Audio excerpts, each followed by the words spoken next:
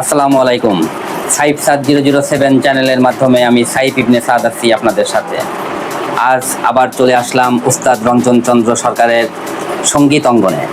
এখানে আজ বাচ্চাদের যে শিক্ষার আসর আছে সেই আসরের মধ্যে আমরা উস্তাদ রঞ্জন চন্দ্র সরকারকে কিছু প্রশ্ন করব আর বাচ্চাদের শিক্ষা প্রসঙ্গে জানব। পুরো ভিডিও জুড়ে সাথে থাকবেন, আশা করি অনেকেই উপকৃত হবেন। ধন্যবাদ সকলকে। দাদা কেমন আছেন? ভালো আছে। অনেক আগে একবার আপনার এখানে আসছিলাম, এই বাচ্চাদের নিয়ে কিছু ভিডিও করা ছিল আপনার সাথে আমার।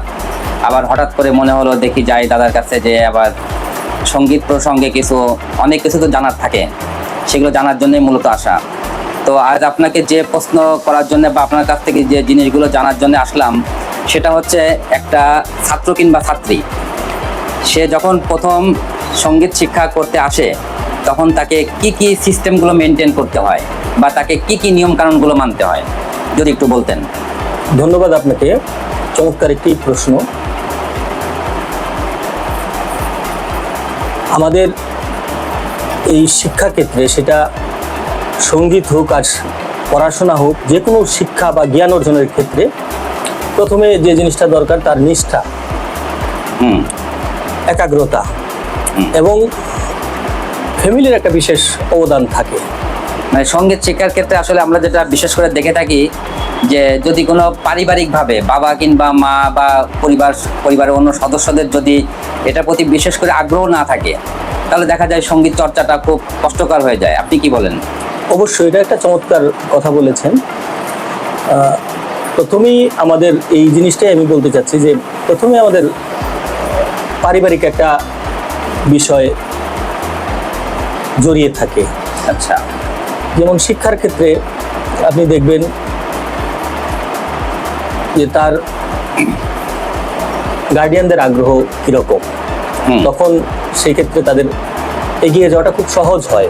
আচ্ছা, তার মানে এইটা আমি বলছি না যে ফ্যামিলিতে কোনো শিক্ষিত লোক না থাকলে সে শিক্ষা গ্রহণ না, এখানে মানে শিক্ষিত বা অশিক্ষিত এটা কোনো ব্যাপার না, মানে মূল ফ্যাক্টর হচ্ছে সঙ্গীত চর্চা, যেটা আমি আসছি।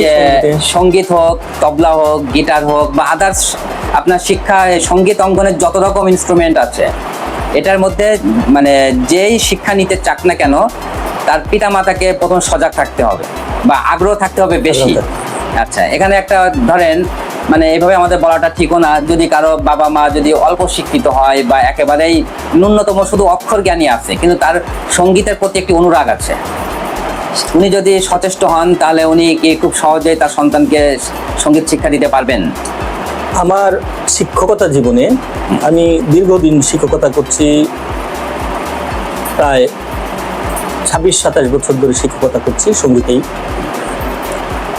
তো দেখেছি যে পরিবারের আগ্রহ নেই। আচ্ছা, কিন্তু সে অনেক ছাত্রছাত্রী ওখান থেকে বেরিয়ে এসছে।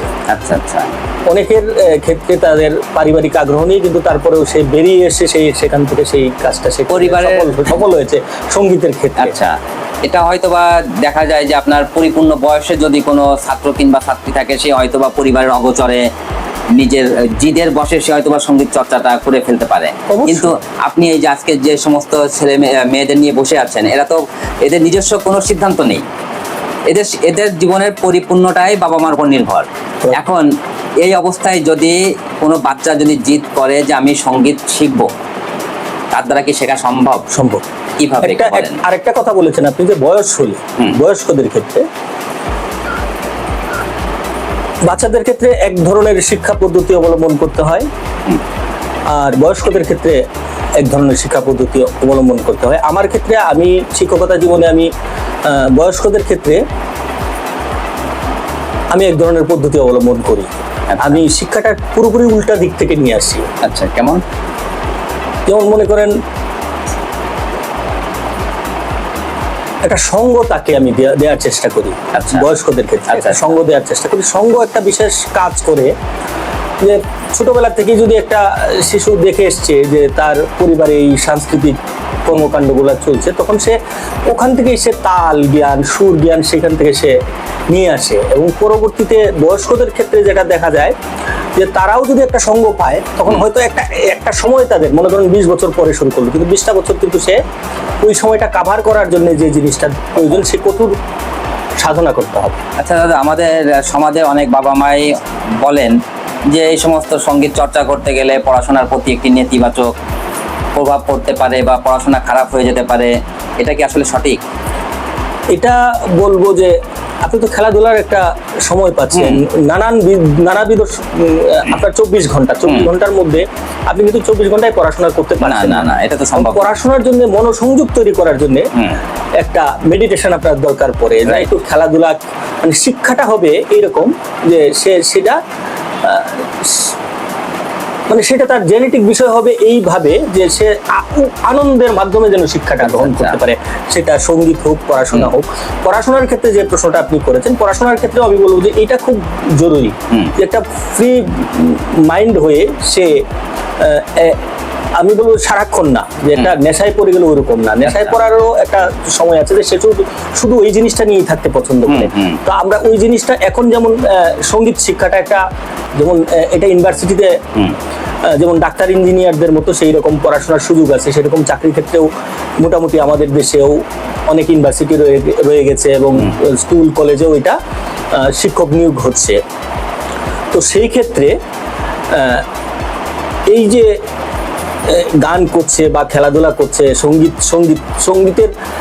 সঙ্গীতটা হচ্ছে যতগুলা আমাদের কলাবিদ্যা আছে সেই কলাবিদ্যার মধ্যে আমাদের শ্রেষ্ঠ বলা হতো সঙ্গীতকে। আচ্ছা আচ্ছা, সংস্কৃতি অঙ্গনের যত আমরা শুনেছি যেটা 64 কলা, আগে 64 কলা ছিল, এখন অনেক নাম হয়েছে। তো 64 কলার মধ্যে শ্রেষ্ঠ কলাটা হচ্ছে সঙ্গীত। সঙ্গীতে একটা ধ্যান আপনাকে ধ্যানে নিয়ে আসে আপনাকে। তো পড়াশোনার ক্ষেত্রে আমি মনে করি না যে এটা প্রতিবন্ধকতা। আমিও তো পাশ করেছি, সেই সঙ্গীত করে করে আমরা পড়াশোনা করেছি, আমার মেয়েরা পড়াশোনা করছে। আমার আগে তো এত কঠিন ছিল না, পড়াশোনাটা কঠোর ছিল না এত। সারাদিন খেলছে, সন্ধ্যার সময় পড়তে বসেছি আমরা, সারাদিন খেলাধুলা করেছি, তখন এই মোবাইল ফোন ছিল না। কিন্তু সেই ক্ষেত্রে আমরা দেখেছি ব্যায়ামটা শরীরের জন্য, মানসিক বা শরীরটাকে ফিট রাখার জন্য সেই যে খেলাধুলা, এটা খুব, এবং শরীরকে ফিট রাখার জন্য যেমন খেলাধুলাটা দরকার, তেমনি মানসিক বিকাশের জন্য আপনার সেই সংস্কৃত কর্মকাণ্ডগুলো দরকার, যেমন নাচ গান, তাহলে তবলা শিক্ষা। এটা প্রতিবন্ধকতা আমি মনে করি না। যেটা আমরা বুঝতে পারি বা জানতে পারলাম যে জেনারেল পড়ালেখার পাশাপাশি সে শিল্প হিসাবে সঙ্গীতটাকে গ্রহণ করতে পারে, এবং এর পাশাপাশি সঙ্গীত বিষয় যে শিক্ষা বা লেখাপড়া আছে সেটার মাধ্যমে সে উচ্চ শিক্ষায় শিক্ষিত হতে পারে। আচ্ছা আচ্ছা আচ্ছা দাদা, যখন একটা ছাত্রছাত্রী আপনার কাছে আসে সঙ্গীত শিক্ষা নেওয়ার জন্য, প্রথম দিন আপনি তাকে কি ব্যাপারে সবক দেন? আমি তাদেরকে প্রথম প্রাথমিক অবস্থায় সারেগামাটাও তাদেরকে আনন্দের মাধ্যমে শেখানোর চেষ্টা করি। আচ্ছা, আপনি কি করে বোঝেন যে একটা বাচ্চার সে কোন স্কেলে গান গাইবে, এটা আপনি কিভাবে নির্বাচন করেন?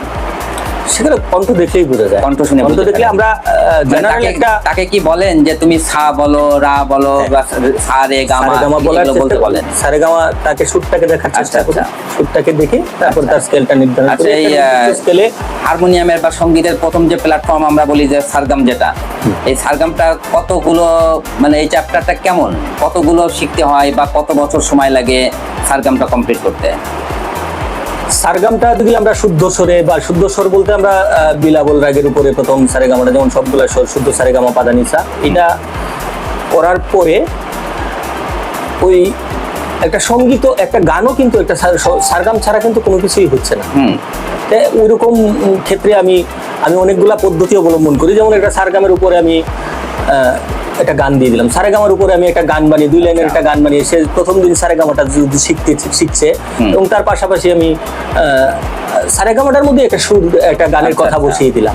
বসিয়ে দিলে পদ্ধতিটা এমন যে, যেটা আমি বুঝতে পারলাম যে একটা বাচ্চা যাতে মানে সে বিরক্ত না হয়ে যায়, সে যাতে মনে করে যে আমি প্রথম দিন থেকে আমি গান গাইতে পারতেছি। ঠিক এইভাবে আপনি সারগামটা সেট করেন যে সে তার সারগামও শেখা হবে এবং সে সঙ্গীতের তালে তালে সারগামটা শিখবে। এটা আসলে খুবই একটা ভালো দিক যে বাচ্চারা ফেড আপ হবে না।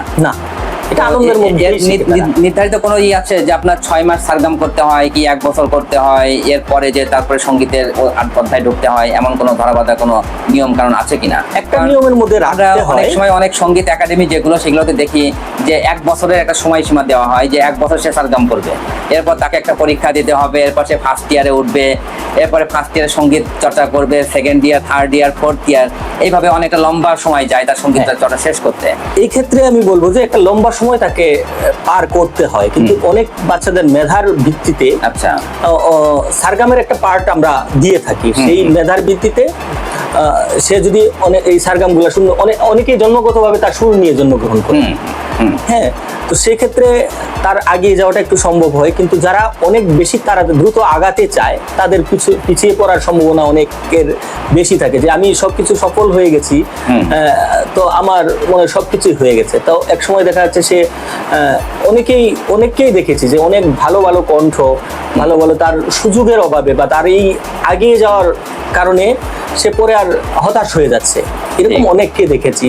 তো একটা লম্বা সময়ে ধরে থাকার একটা বিষয়, ধৈর্যের একটা বিষয় এখানে থাকে, পরিলক্ষিত হয় যে আমি ধরে থাকার। কিন্তু সঙ্গীতটা হচ্ছে একটা গুরুমুখী বিদ্যা, একটু শিখে আসতে হয়, একটা দীর্ঘ সময় তাকে কাটাতে। দাদা আপনাকে অনেক ধন্যবাদ যে আপনার মাধ্যমে আজকে আমি অনেক গুরুত্বপূর্ণ কথা জানতে পারলাম, এবং দর্শকদের আশা করি এই ভিডিও দেখার মাধ্যমে অনেক উপকার হবে। যারা প্রাথমিক পর্যায়ে সঙ্গীত শিখতে চায় বা যে সমস্ত পিতামাতারা তাদের সন্তানদেরকে সঙ্গীত শেখাতে চায়, অনেকের মনের মধ্যে নেতিবাচক বিভিন্ন রকম ধ্যান ধারণা থাকে, আশা করি সেই ধ্যান ধারণাটা দূর হবে। তো সেই দৃষ্টিকোণ থেকে আজকে সময় দেওয়ার জন্য দাদা আপনাকে অসংখ্য ধন্যবাদ। আপনাকেও ধন্যবাদ। যদি ভিডিওটি ভালো লেগে থাকে ভিডিওটিতে একটি লাইক দিন, ভিডিওটি শেয়ার করুন, আর কমেন্ট সেকশনে আপনার মূল্যবান মতামত, পরামর্শ, আবেগ, অনুভূতি লিখতে ভুলবেন না। সেই সাথে 57007 চ্যানেলটিকে সাবস্ক্রাইব করে রাখুন আগামীতে নিত্য নতুন ভিডিও পাওয়ার জন্য। আজ আর নয়, আগামীতে অন্য কোনো ভিডিও করার মাধ্যমে দেখা ও কথা হবে আপনাদের সাথে। সেই পর্যন্ত সকলে সুস্থ থাকুন, ভালো থাকুন, আল্লাহ হাফেজ, আসসালামু আলাইকুম। দাদা আপনাকে অসংখ্য ধন্যবাদ। আপনাকেও ধন্যবাদ।